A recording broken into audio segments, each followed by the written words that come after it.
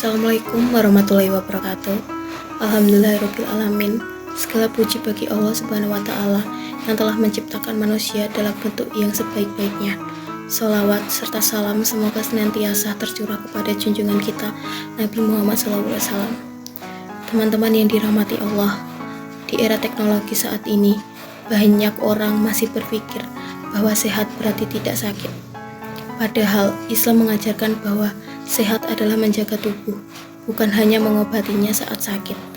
Konsep ini bisa diubah melalui perubahan habitus, yaitu kebiasaan hidup yang terbentuk dari lingkungan dan diwariskan dari generasi ke generasi.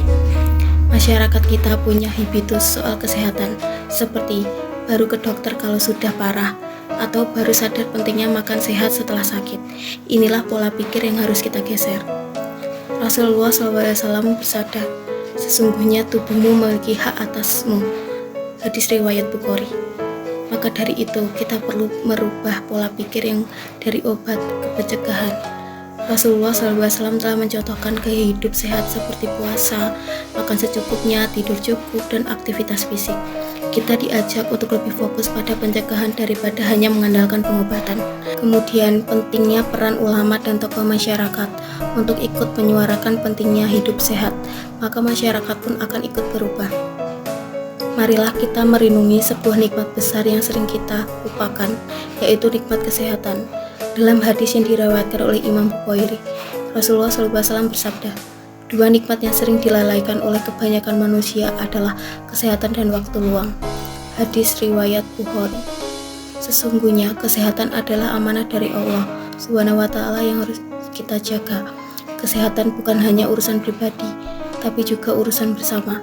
Jika satu orang sakit karena lalai menjaga kebersihan atau pola hidup, bisa jadi ia akan menularkan penyakit itu ke orang lain. Maka dari itu, Islam mengajarkan kita prinsip kebersihan dan hidup sehat, bahkan jauh sebelum dunia modern mengenalnya.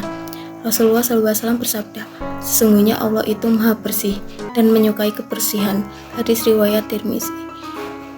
Mari kita mulai dari hal-hal sederhana seperti rajin mencuci tangan sebelum makan, menjaga pola makan yang seimbang, tidak membuang sampah sembarangan, berolahraga secara rutin, memeriksakan kesehatan secara berkala. Ingatlah, tubuh ini adalah titipan dan setiap titipan akan diminta pertanggungjawaban oleh Allah Subhanahu wa Ta'ala. Merubah habitus bukan pekerjaan sehari, tapi dakwah itu adalah proses. Kita mulai dari diri sendiri, keluarga, lalu masyarakat. Sehat itu bukan hanya untuk dunia, tapi juga untuk ibadah dan amal yang maksimal. Semoga kita semua termasuk hamba-hamba yang bersyukur dan menjaga nikmat sehat, dan menjadi masyarakat yang peduli terhadap kesehatan bersama. Amin. Wassalamualaikum warahmatullahi wabarakatuh.